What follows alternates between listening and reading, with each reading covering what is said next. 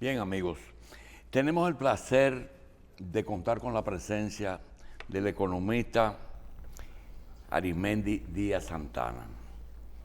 Arismendi Díaz Santana lo conocemos desde hace más de 40 años y trabajaba en economía política. Hoy es sin ningún lugar a duda quizás el dominicano que tenga una noción más completa de lo que es seguridad social.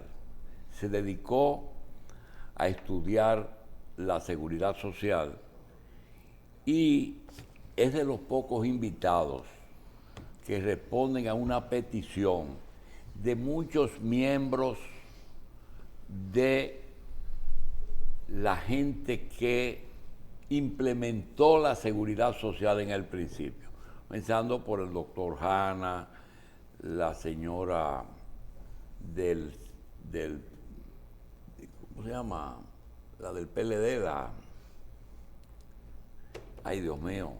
Rosagilda. Marmolejos. Nancy Marmolejos.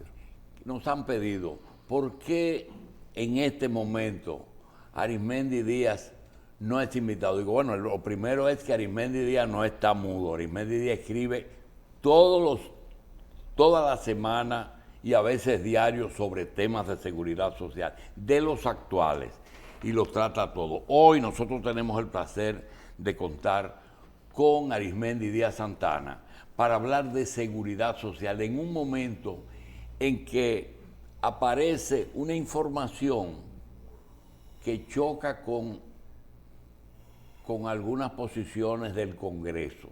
En el Congreso se está manejando la reforma de la Ley de Seguridad Social y algunos están pensando en proponer la eliminación de las AFP y de las ARS sin decir cuáles serían los elementos para sustituirla. Buscamos la definición de seguridad social y quiero pedirle al licenciado Díaz Santana que comencemos por ahí, definir la seguridad social, que según Google dice que es un sistema público que tiene como objetivo asegurar a la población una serie de prestaciones que la proteja en caso de necesidades, de enfermedades, de desempleo o de jubilación. El público, los gobiernos y los patronos son los que suplen los fondos para eso, pero sobre todo es una responsabilidad estatal.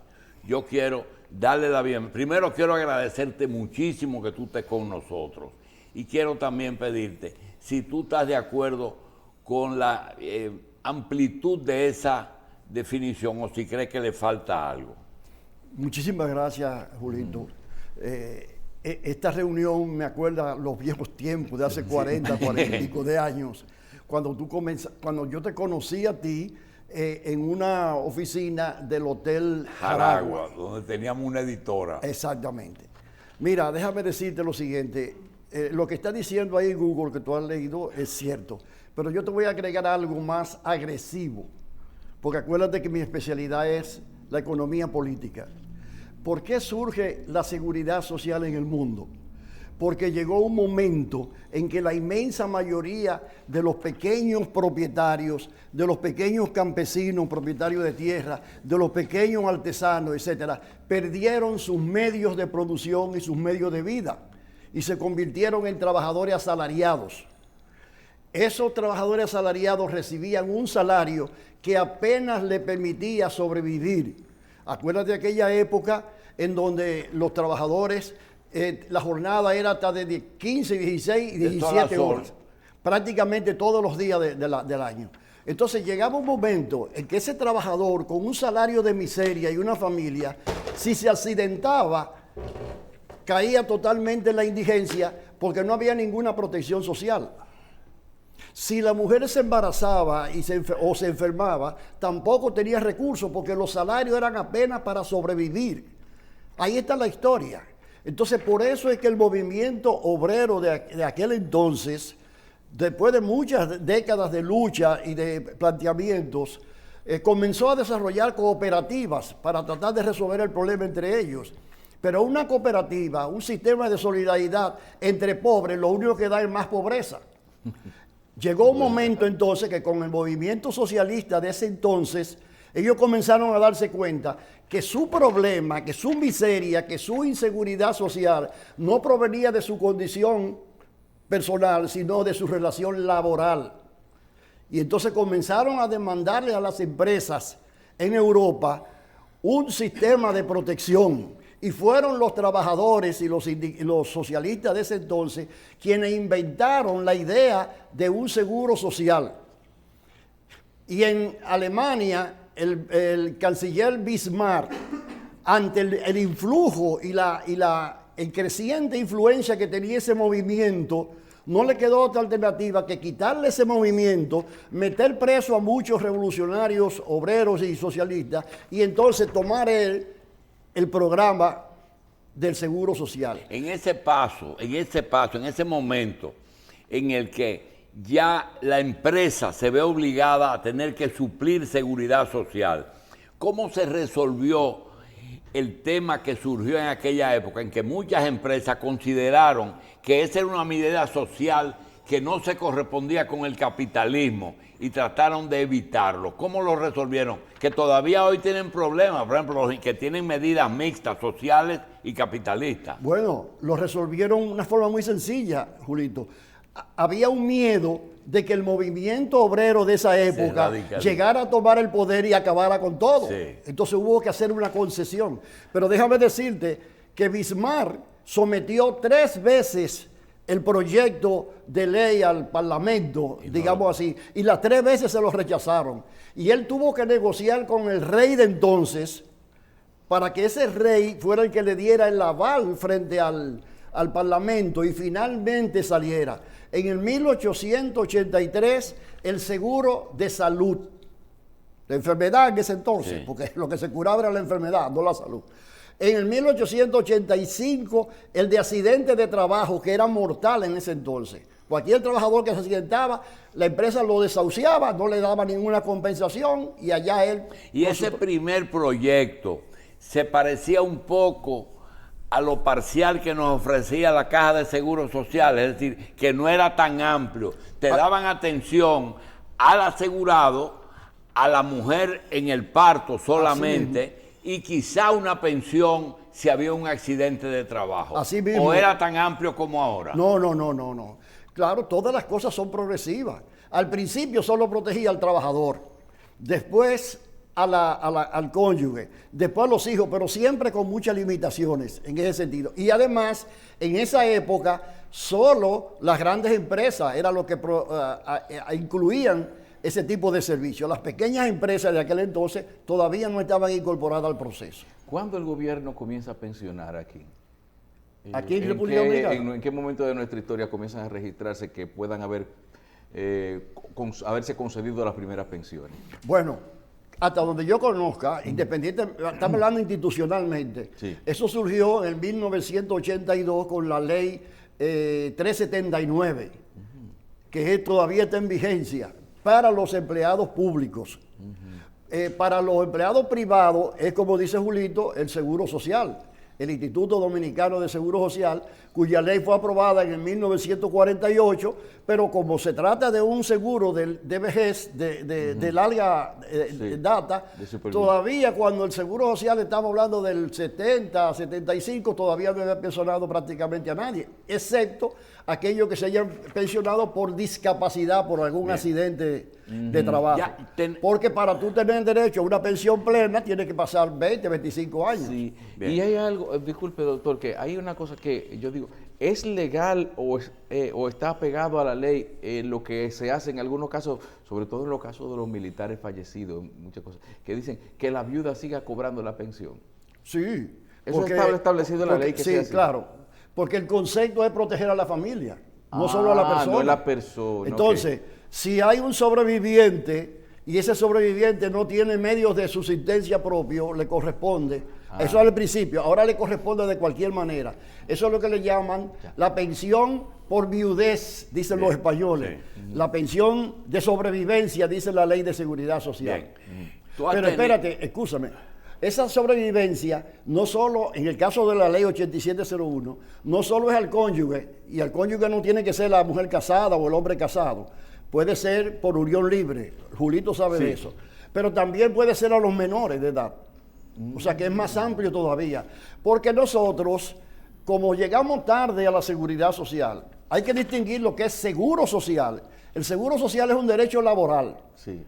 Tú como empresa y yo como trabajador, una relación. Sí. La seguridad social es lo que definió, Julito, que dice Google, es un sistema del Estado Dominicano que tiene la responsabilidad mediante la Constitución de la República. Y que está dirigido a que sea universal, ¿eh? Exactamente. Debe de ser universal. Sí. Universal tiene que ser. Tú has tenido, yo no digo el valor, porque realmente ya hay libertad de prensa, pero tú has tratado temas que son muy álgidos en algunos artículos, que pone de manifiesto el principal problema que tenemos, y es, Arismendi, todos los actores que actúan en el sistema de seguridad social tienen intereses encontrados, todos, y hay dos elementos que son el médico prestador de servicio y al que se le pega todo, que es el paciente, que le dicen usuario. Pero yo no me refiero a usuario como cotizante,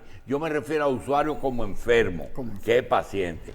En esa situación, cuando tú oyes esto como eso que te dejé ver, que eliminen las pensiones o que eliminen las ARS, cuando tú oyes eso, nunca oyes que te propongan la sustitución de eso. En un país en que tú puedes decir, vamos a suspender las pensiones, y que cada quien ahorre su vejez, sabiendo todo el mundo que ni hay cómo ni hay cultura. ¿Qué tú piensas de la sustitución de la propuesta? Hablamos de pensión, entonces. Sí, y jubilaciones, bueno, las dos cosas. Mira, eso sería contraproducente históricamente hablando, porque acuérdate que las Naciones Unidas, en su Declaración Universal de 1948, firmado en Versalles, declaró que todos los seres humanos nacen iguales con igualdad de derechos, número uno. Número dos, que todos los seres humanos tienen derecho a la protección social a través de una seguridad social que le garantice el servicio frente a la enfermedad, a los accidentes y a la vejez. De modo que si nosotros como país somos signatarios de hace muchísimo tiempo de ese tipo de acuerdos y todos los países del mundo terminaron firmándolo, no tiene ningún sentido pensar hacia atrás, sino hacia adelante. Además, por otra razón, hay una lucha permanente ahora, Julito, contra la indigencia y contra la pobreza. Si un país no tiene un sistema de pensión, entonces tú lo que estás es fabricando muchísimos indigentes y muchísimos pobres que van a generar desestabilidad en la situación económica del país. O sea que eso no es el sentido. Ahora, si te refieres a lo que tú me señalaste aquí, me permite hacer una aclaración sobre eso. Mira, aquí dice que Bolivia ha terminado con las AFP nacionalizando los fondos y crea un sistema estatal de pensiones. Alguna gente está manejando esto de acuerdo a sus intereses, esos mismos intereses que tú señalaste. Yo leí esto y quedé en el día de hoy de hacer una investigación más profunda, pero es importante que se tenga en cuenta lo siguiente. Una cosa es el sistema de capitalización individual que nosotros tenemos y que tiene Bolivia, y otra cosa es la administración de los fondos de ese sistema. Capitalización individual no se está cuestionando, es la administración. Exactamente, Julito.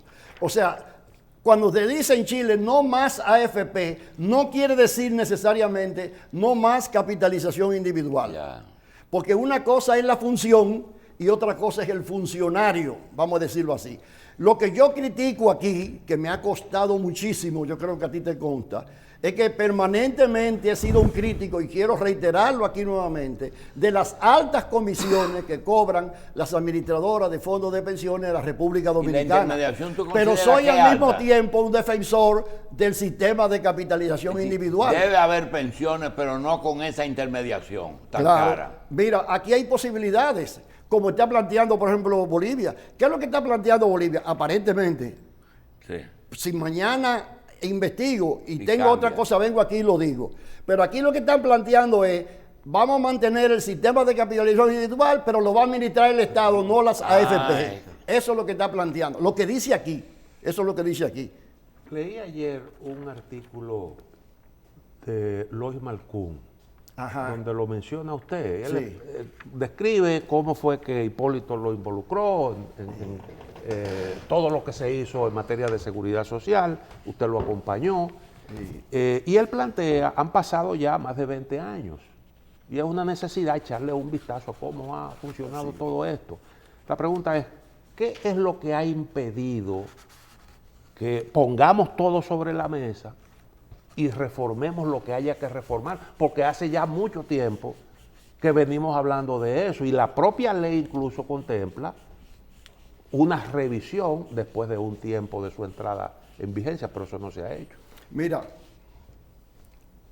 el gran problema de nuestro país, yo asesoré a 7 países de América Latina sobre este tema. El gran problema de este país, y Julito podrá decir que sí o que no, es que tiene una particularidad que no tiene ningún otro en América Latina. En ningún otro país, hablando de salud, el sector privado tiene el predominio casi absoluto que tiene en la República Dominicana.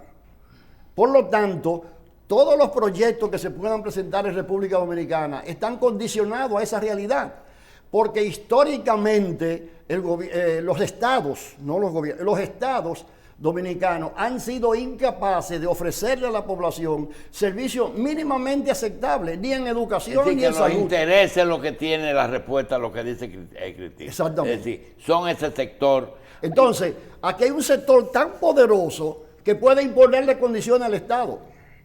A eso ¿Es así o no es a así? eso se debe, quizás, y quiero que tú me digas, ¿tú recuerdas cuando se llevó la ley a conocerla?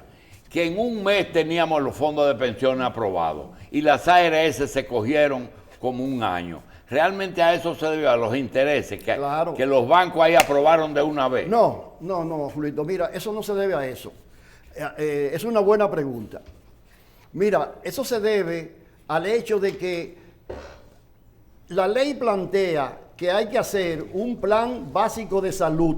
Un plan básico de salud, que es la clave. El plan básico de salud es la columna vertebral del seguro familiar de salud. Porque el plan básico de salud lo que dice es cuáles son los derechos que tú como afiliado tienes en materia de atención odontológica, ambulatoria, etcétera, etcétera, etcétera, etcétera. Pero a ese plan hay que ponerle un costo y hay que establecer una demanda. El problema es que en ese momento en el país no había suficiente información para poder construir un esquema de esa naturaleza. Porque en primer lugar, el Seguro Social nunca habló de costo ni tenía información de costo. En segundo lugar, las empresas privadas sí tenían, pero eran propiedad privada la información. Y déjame decirte que yo que fue que hice todos esos cálculos, yo recibí mucho apoyo y mucha información, y lo digo públicamente, de la gente de seguro del Banco Popular, de Alico, de Luis Betance, que tú lo conoces muy bien. Yo le había hecho 5 o 6 estudios a igualas médicas, o sea, conocí una serie de información. Lo que dificultó al principio fueron 2 cosas, y me perdona. Una, esa falta de información veraz para poder hacer cálculos, porque el sector privado decía, no, mis cálculos son estos, y de Filló decía, no, mis cálculos son otro. Y la intransigencia de este último, que no fue capaz de negociar y cosas, no permitió que esos 2 extremos se acercaran. ¿Tú entiendes? Eso fue lo que dilató el inicio del seguro familiar de salud. No fue intención del sector financiero. ¿Y en qué consistía ese servicio inicial, como se programó para el principio? ¿Cómo es? ¿Cuál era el mínimo de atención que ofrecían en el servicio familiar. Casi de igual salud. que está ahora. No, la diferencia no estaba entre Defilló y el sector privado, la diferencia no estaba en la lista, digamos, ya. en la cosa, sino en la cantidad de servicios Que que, se iban a ofrecer. supuestamente por persona iba a tener la gente y además en el precio. Bien, En no el me precio. van a perdonar, aunque él vuelva, si no te tratamos 3 temas. Y voy a hacer algo que te lo voy a tratar juntos. El primero es si eres partidario del per cápita, que le dicen la cápita, que es per cápita. Y de es decir, que a ti te dan un grupo de familias y la prestadora de servicio se compromete a darle todos los servicios de atención primaria o secundaria o terciaria a ese grupo. ¿Qué ha impedido que se implemente algo que la ley prevé? Esa es la pregunta del billón, Julito. Lo que hemos hablado hace rato, los intereses que hay y el enorme peso específico que tiene la curación dentro del plan de servicios de salud. Mira, todavía, y esto es bueno que ustedes lo sepan, y yo te voy a entregar ahora un libro que yo hice, una investigación que yo hice sobre eso. La seguridad social en materia de salud todavía no ha llegado a la mitad de lo que plantea la ley de 8701. Todavía no. En primer lugar, porque no tiene un plan básico de salud. Tiene un plan de servicios de salud que es una caricatura del plan básico de salud que no está contemplado en la ley y que ha sido manejado y manipulado de acuerdo a intereses concretos. Número 1. Número 2, todavía no ha aplicado la atención primaria de salud. Y ustedes saben que la atención primaria lo que garantiza es la extensión de los años de vida saludable, porque parte de la base de hacerte un análisis a toda la gente de la población para ver si está en condiciones de salud y si tiene algún riesgo inmediato o mediato de enfermarse o de morirse, para con ese tiempo hacer una estrategia para mantenerte en las mejores condiciones de salud posible. Eso no se sabe. Y cuando Aquí estamos esperando que cuando ese plan esté completo, lo que se cotiza ahora va a alcanzar Sí, señor. con lo que se está Sí, pagando señor. ahora. Yo acabo de hacer un planteamiento. Mira por qué, Julito. Mira por qué. Toda la ciencia médica, comenzando por la OPS, dice muy claramente que si en los países que se ha implementado la atención primaria, el 80%, ponte tú, yo aquí siendo más modesto, el 75% de los problemas de salud se resuelven en el primer nivel de atención, porque son gripe, fiebre, diarrea y ese tipo de cosas, ¿no verdad? Si tú eliminas todo eso de lo que tenemos ahora y dejas de pagarle tarifa alta para cubrir una gripe, tú puedes entonces subir las tarifas de quien va a atender segundo nivel. la neumonía. Sí. ¿Es así o no es así? Es Sí, una es cosa así, lógica. es Mira, así. por cada 8 servicios que son elementales y que pueden ir a la atención primaria, hay uno complejo que debe ser atendido por los especialistas. Eso es lo que dicen las estadísticas internacionales. Entonces, eso permite, ¿tú entiendes?, que se reduzca. Pero además de eso, al tú reducir eso, tú puedes agregar más servicios a la población. Porque alguna gente ha dicho aquí que la atención primaria la gente la quiere implantar para economizarle dinero a la IRS o economizar. No, es para agregar más servicios. Ahí están la gente demandando servicios de atención mental, de problemas mentales, que no se pueden incorporar porque no hay recursos. Pero si tú estableces la atención primaria y logras economizar servicios porque va a reducir la diarrea y la va a atender en otro sitio, entonces los recursos van a alcanzar. Te voy a poner finalmente un ejemplo, si me permite un segundito. Yo tengo aquí un estudio que acaba de presentar la CISARRIL en la presencia del propio doctor Félix Iglesias. Te voy a dar un dato que ustedes van a conocer ahora. En el 2017, el sistema gastó 8.773 millones de pesos. Repito, 8.773 millones de pesos en análisis y estudios especiales. En el 17, 4 años después, en el 2021, esos 8.700 subieron a 18.820 millones.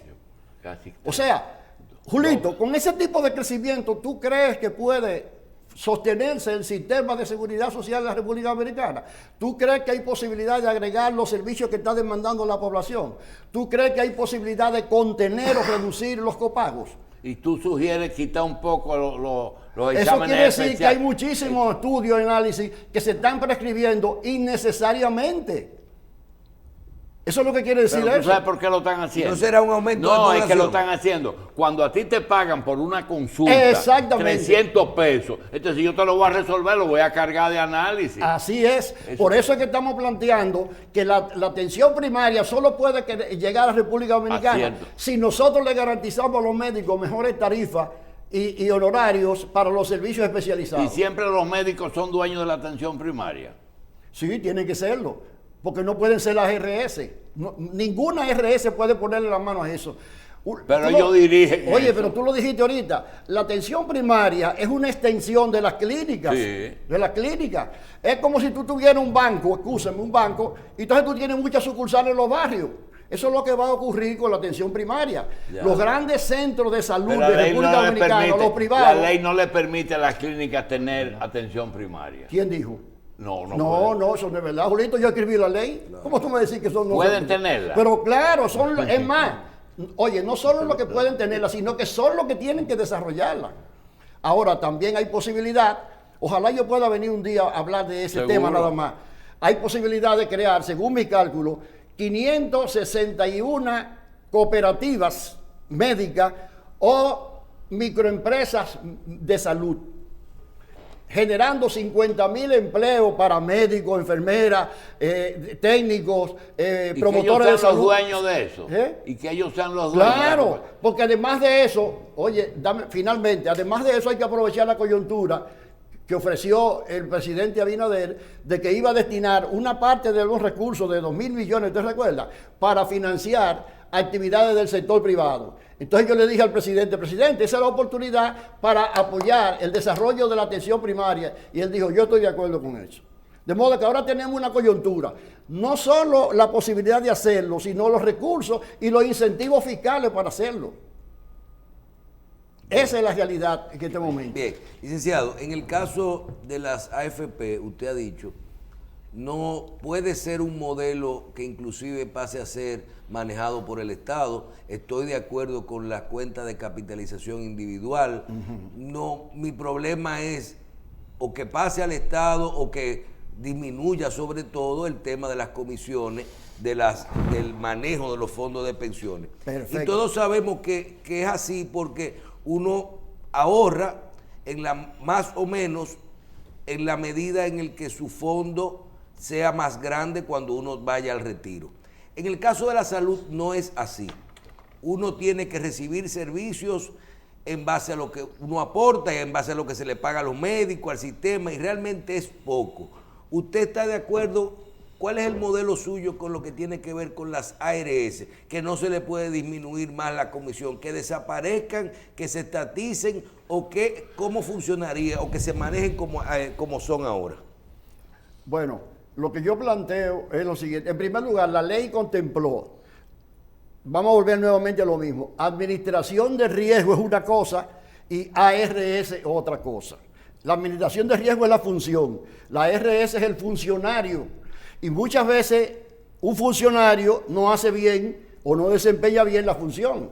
Y yo digo lo siguiente, nosotros no estamos de acuerdo, posiblemente ustedes tampoco, con lo que están haciendo nuestros diputados y senadores en el Congreso, pero no por eso queremos pedir que se elimine el Congreso Nacional. Nosotros no estamos de acuerdo con lo que hacen la gran mayoría de los partidos políticos, pero por eso no estamos pidiendo que se eliminen los partidos políticos, sino que se mejore el sistema del Congreso, que se mejore el sistema electoral para que esas entidades jueguen un mejor papel de acuerdo a lo que dice la Constitución. Esa es la solución, amigos. En la parte institucional. Perdón, escúchame usted, Víctor. La campaña para desaparecer las administradoras, ¿usted ha visto alguna vez esas personas que están planteando eso? Decir que debe hacerse una investigación, que debe hacerse una evaluación y entonces cerrar, multar y penalizar a las que lo están haciendo mal. No, la campaña es contra todas. ¿Por qué? Porque hay sectores en este país que no quieren ningún control, que no quieren ninguna fiscalización, que no quieren someterse a ninguna disciplina. Aquí hay muchísimos médicos que no quieren ni siquiera cumplir con el protocolo de atención, porque todo eso son limitaciones a lo que ha sido la práctica tradicional en la República Dominicana. Y pongo de testigo a Julito. Decía, en la parte institucional se creó el Servicio Nacional de Salud y el ministerio pasó a ser una especie de órgano diseñador de las políticas de salud y regulador. ¿Eso ha funcionado bien, esa separación? No, no ha funcionado bien. La separación sí ha funcionado bien, porque la ley lo planteó. Esas son de las pocas cosas que se han cumplido de la ley, aunque se cumplieron tarde, pero se cumplieron, no hay problema. Pero, ¿en qué ha cambiado en términos de calidad el desempeño del Ministerio de Salud Pública? ¿Usted cree que el Ministerio de Salud Pública tiene realmente jerarquía y función para verdaderamente regular y supervisar a todos los proveedores, comenzando por las clínicas públicas y los hospitales públicos y las clínicas privadas?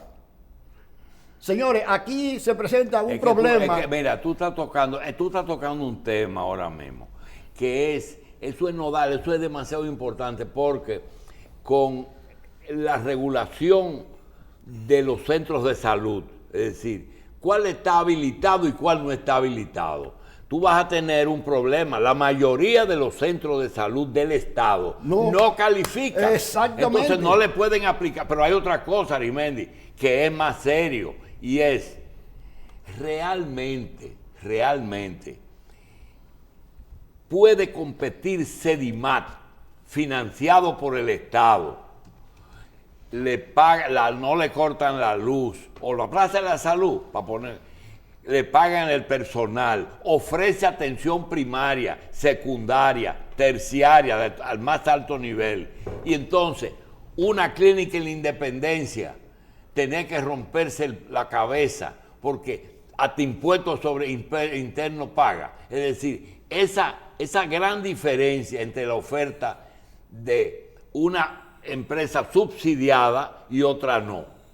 Así es. Déjame decirte una cosa, Tú Julito. coges a Mena, por ejemplo, que es el presidente de la Sociedad de Clínica, y no puede comprar un metro de parqueo en la Independencia porque vale $2,000 el metro, pero la Plaza de la Salud tiene el antiguo hipódromo. Pero mira, déjame decirte la cosa. Cuando se aplique la atención primaria, ya Mena no va a tener que seguir creciendo geográficamente, porque ahí se va a concentrar nada más los tratamientos de segundo, tercer y cuarto nivel. Y él tiene que descentralizar los demás y llevar eso a otro sitio. En los barrios, como están haciendo los bancos, como hacen las iglesias. Ya, yo entendí. Así como hay sucursales pequeñas y cajero automático y exactamente. Señores, que no podemos seguir concibiendo la ley, la salud, diga, en la Avenida Independencia.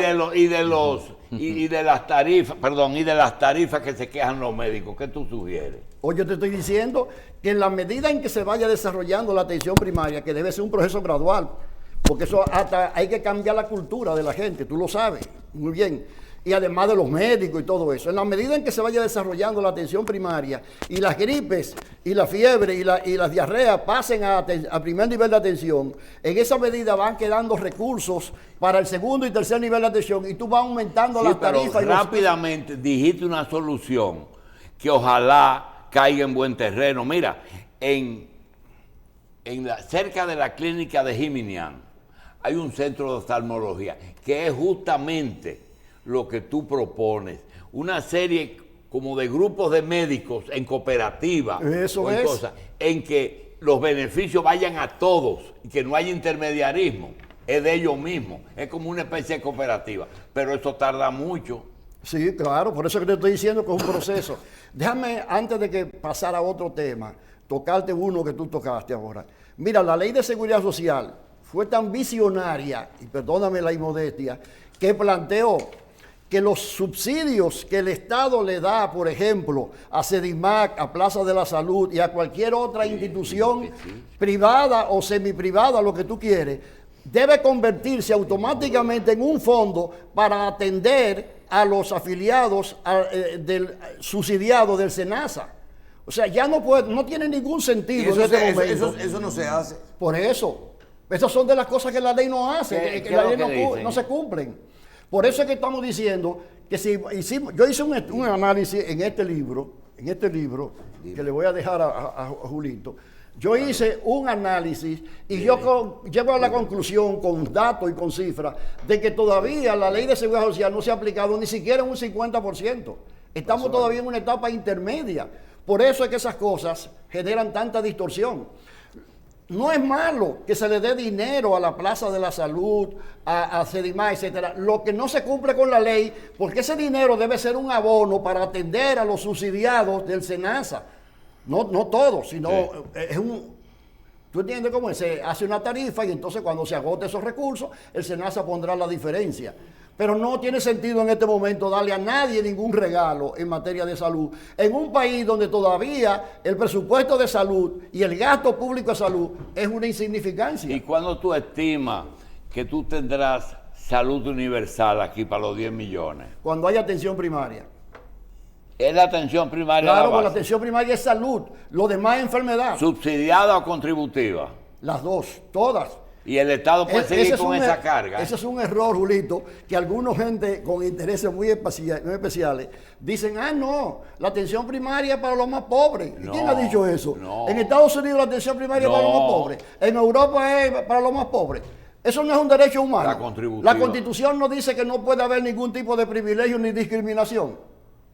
Eso es lo que dice la Constitución. Conforme a lo que usted dice, se puede llegar a la conclusión de que el problema está en la aplicación de la ley. Ahora, el modelo que nosotros seguimos tropezó en Chile. Y la pregunta mía es si no hay realmente asuntos de fondo en lo que concibió, dificultades que están justamente contempladas ahí mismo, dentro del esquema mismo que nosotros replicamos de otro país. Mira, déjame aclarar una cosa. En materia de salud, yo afirmo que los grandes insatisfacciones que siente la población, los grandes problemas como la alta mortalidad materno-infantil, a pesar del dinero que se está gastando y después de 21 años de vigencia de la ley, todos esos problemas se pueden resolver sin modificar la ley en materia de salud. Pero no puedo decir lo mismo en materia de pensiones. Para asegurarle a la población, ojalá tengamos tiempo otro día aquí, Julito, para asegurarle a la población pensiones dignas, aceptables, sí es necesario una revisión y bien profunda de la ley. Bien, tú para terminar hoy, porque vamos a ver si hacemos algunas cosas, sobre todo que surgen muchas preguntas ahí. Arimendi, ¿tú estás de acuerdo con la estructura de la cúpula del Consejo Nacional de la Seguridad Social, que sea trabajo y no salud que lo dirige? Ay, no. Desgraciadamente no. Y debes decirte que cuando hicimos la ley no teníamos opción, ni teníamos tampoco una idea de lo que iba a pasar. Te voy a poner un ejemplo. Se supone que los representantes de los 10 millones de habitantes afiliados a la Seguridad Social son los dirigentes sindicales. Porque el Estado se supone que le corresponde. El Estado le corresponde una responsabilidad, pero como Estado al fin tiene que buscar el equilibrio, digamos así. Quienes tienen que llevar la voz cantante, evitando planes, evitando resoluciones, evitando contratos leoninos en contra de la población, son los dirigentes sindicales. Eso deben presidirla. Deben ser mayoritarios ahí adentro. No, ellos tienen 3, pero tienen derecho al veto. ¿Tú sabes lo que significa derecho al veto, Julito? Que todos esos problemas, por ejemplo, el contrato póliza, que es una cosa leonina en contra de los pensionados y los dominicanos, eso lo aprobó el Consejo, y si uno de ellos, si ellos se Dice hubieran que opuesto, no va. no va. O sea, dicho de otra manera y con toda responsabilidad, todo lo bueno, pero todo lo malo que tiene la aplicación de la Ley de Seguridad Social, hay una alta cuota de Y responsabilidad. debe presidir el secretario de Trabajo. ¿Cómo es? Debe ser presidida por el ministro de Trabajo. Siempre en América Latina es así, siempre. Que el trabajo Sí, no es el de sí. salud. No, porque salud es una sola parte del asunto. Bien, Arimendi, gracias. Bueno, Gracias por el pedacito de hoy. gracias a ustedes porque se Sí. preocupan por Que- este que tema. No quiero dejar de decir algo. Arimendi de Santana, en un momento de su vida se dedicó a la seguridad social. Tiene ya posiblemente 30 años en eso. 40 pero años. hay muchos temas que él es un maestro de ellos. Lo dejamos para después. Muchas gracias, Los Julito. En otros, cualquier gracias momento a ti. estamos a la Gracias disposición ti, de gracias. ustedes. Muy amable.